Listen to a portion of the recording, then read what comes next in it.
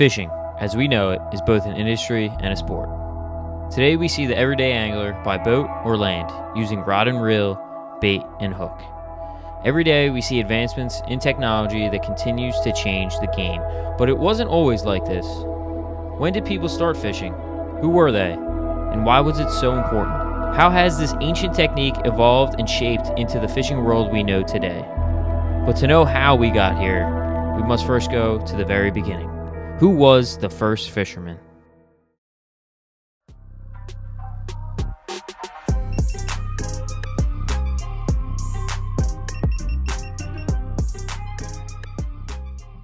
Who was the first fisherman? The first fisherman did not look like you or I. The first fisherman would have likely been a primitive human some 500,000 years ago, either Homo erectus or Homo habilis. These ancient humans possessed a rugged appearance, wearing minimal clothing made from animal skins. They did not use hooks or nets or rods. They used basic methods that consisted of sharpened sticks or stones as spears to catch fish in rivers and streams, and they caught fish to consume and survive. First official recordings of fishermen. A recent discovery from a limestone cave in East Timor, Southeast Asia, left archaeologists amazed. Ancient fish hooks were found that dated back roughly 16,000 years ago that were made from shells. The team of archaeologists also found 38,000 fish bones, the oldest dating back to 42,000 years ago. Some were inshore species, but majority were pelagic species, which typically are found in open oceans. This is evidence that modern humans, Homo sapiens, were catching fish in open water much earlier than previously thought. The oldest fishing hook. Archaeologists discovered the world's oldest fishing hooks in Sakatera Cave on the Japanese island of Okinawa. Today's technology confirmed that the hooks were 23,000 years old. They were made from sea snail shells and suggest that early humans were able to sustain themselves on isolated islands. To fully understand the evolution of fishing, let's break it into historic time periods. Starting with the Stone Age, 30,000 BC to 3000 BC. It's the oldest and longest age, divided into three periods. Paleolithic, hunter-gatherers strictly, Homo habilis, Homo erectus, Homo neanderthals, and Homo sapiens. Mesolithic, creation of more refined tools and a degree of sedentism. Neolithic, the development of non-mobile sedentary societies, where they began harvesting crops and animal domestication. 9000 BC, the Mesolithic era. There is evidence of fishing settlements along the Nile River, Euphrates and Tigris, and the Yangtze River. Fishing nets and harpoons are used by these hunter-gatherers. The nets were said to be made by papyrus reeds. They were lightweight and easy to handle. The harpoons are said to be made from small chipped stone and wood. This indicates that the people were probably mainly fishing at the beginning of the flood season, when these fish must have been easy to catch in the shallow waters. 5000 BC, ancient Egypt. The Egyptians used the Nile River's abundant fish to sustain themselves and developed many innovative fishing techniques. Spears were used still in the shallows to catch fish, once again using nets made from papyrus reeds to catch fish. Egyptians used baskets or cages placed in strategic locations along the riverbanks to catch fish. The Egyptians used hooks made of copper with an eyelet to attach the line. Now, copper and tin make bronze. Bronze is a stronger metal. Hello, Bronze Age. The Bronze Age, 3000 to 1200 BC. Metalworking separates this age from the Stone Age. Bronze allows humans to craft swords, armor, stronger tools, ships, and structures. Now, the Bronze Age collapsed, and there was knowledge lost. Theories suggest volcanic eruptions, drought, disease, and earthquakes. 2500 BC, ancient China. It is unsure who used the first fishing rod, but theories suggest ancient China used it around 2000 BC. Man used silk line, a needle as a hook, bamboo as a rod, and cooked rice as bait.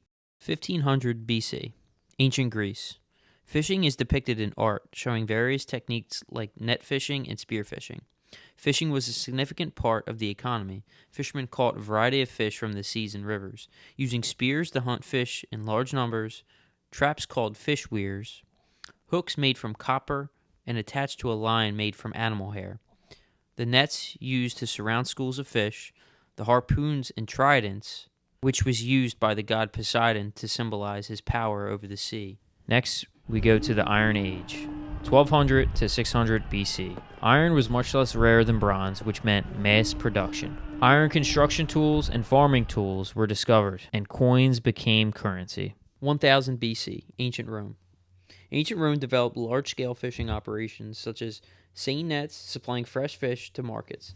This civilization also introduced fish preservation methods such as salting and drying. Fish farming also became highly organized, with artificial ponds to raise fish for consumption.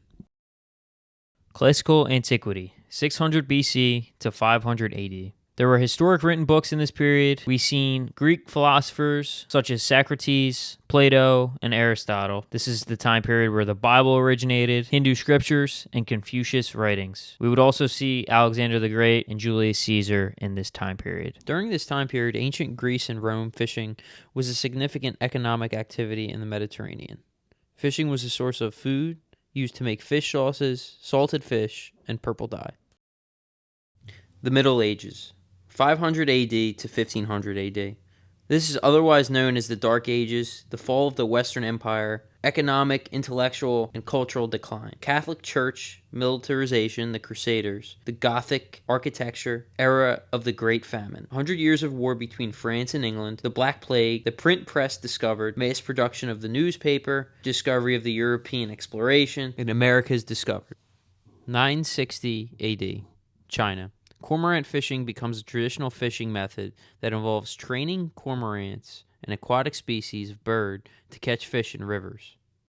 1200 AD, Medieval Britain. Much of the evidence for the consumption of fish has come from both toilet pits and soil excavations. There is also a wealth of evidence through manuscripts, carvings, and fishing artifacts. Hook and line methods were employed and were either hand lining for single fish and or long lining. Long lining is a fishing technique that involves suspending a line with multiple hooks across a body of water. Stinging needles were used to make fishing nets before the introduction of nylon and hemp. The long, durable fibers from the stalks of the nettle plant were used to create twine and rope. In addition to hook and line and net methods, fish traps were also common. There was also the Magna Carta of 1215 AD. These were early laws on fishing rights and river access, signed by King John of England. 1500 AD, Medieval Japan. In medieval Japan, the most prominent form of pole and line fishing was called tenkara, which involved using a long, simple bamboo pole without a reel, primarily for catching trout in mountain streams, and considered a very traditional Japanese fishing method. Modern Age, 1500 AD to the present time. This included the Renaissance periods, where we saw artists, scientists, and philosophers such as Da Vinci, Michelangelo, Machiavelli, and Shakespeare. The first industrial revolution, where we saw machines powered by steam and water. The second industrial revolution, where we saw telegraphs, railroad, gas, water, electric power, and the telephone. There were great wars, such as the American Revolution, Civil War, 2 world wars, and many others. There was also a third industrial revolution, which we're seeing right now, which is the development of the computer, internet, AI, and robots. With the modern age came the popularity of whaling. From the mid-17th century, European whalers started exploring open sea and opportunities around Iceland, Greenland, and then eventually North America. England, 1600s. Some speculate metal hooks first made their appearance in Europe during the 1600s. Now, the first reference to the fishing reel was in 1651. The Art of Angling by Thomas Barker illustrates a small version of a standard 17th century winch reel. Barker called it a wind. This was attached to a pole roughly 2 feet from the handle with a spike or clamp. This rudimentary fishing reel was nothing more than a convenient storage place for the excessively long line. America, 1700s. Fly fishing records before the 1800s in America are rare, but a letter acquired by the University of Virginia Library reveals a new early date for American fly fishing. The letter dates back to October 28, 1764, Pensacola, Florida. In the letter, a man writes, "We have plenty of saltwater trout and a fine fishing with fly in the freshwater rivers." The Industrial Revolution. Steam-powered boats transformed fishing in ways never seen before. This revolutionized commercial fishing by increasing efficiency, range, and catch size. Before steam engines, fishermen relied on wind-powered sailboats or manual rowing, which limited how far and how long they could fish. The development of steam trawlers in the 19th century changed everything. These vessels could travel farther and into deeper waters. They withstood harsher conditions and hauled in larger nets with more fish than ever before. With steam power, the fishing industry saw increased catch volume, expansion of fishing grounds, and the birth of industrial fishing. Sonar, sound navigation, and ranging was initially developed for submarine detection in World War I and II. After World War II, scientists adapted sonar for fisheries research and commercial fishing, allowing boats to detect fish schools underwater. The introduction of sonar technology transformed commercial and recreational fishing by making fish detection faster, more accurate, and more efficient. Here's how sonar changed the game. Commercial trawlers began using sonar to maximize their haul, revolutionized the seafood supply chain. Recreational fishing becomes high-tech. Fish finders made sonar accessible to everyday anglers, helping them pinpoint fish hotspots. GPS integration improved navigation and allowed fishermen to mark productive locations. Fishing reels. The 1700s saw the development of crank-operated reels, which allowed for smoother retrieval of fishing lines. In 1770, English watchmaker George Snyder helped develop the first modern bait-casting reel in America. By the 1800s, multiplying reels, geared mechanisms were introduced, making retrieval faster. Spinning reels became popular in the 1900s, allowing for easier casting and versatility. The drag system was introduced, helping anglers fight larger fish without breaking the line. In the late 20th century, the graphite and aluminum reels were replaced with heavy brass and steel, making the reels lighter and stronger. Electronic and digital reels emerged for precision deep-sea fishing. Today's reels feature advanced braking systems, ultra-smooth bearings, and even Bluetooth connectivity in some high-end models. And that brings us full circle. From the very first fisherman to the modern angler, fishing has evolved from a means of survival to a sport to a global industry. Every cast we make today carries thousands of years of history, innovation, and tradition. Folks, thank you for watching and tuning in. If you enjoyed this dive into history, drop a like, leave a comment, and subscribe. We will see you guys in the next one. Peace.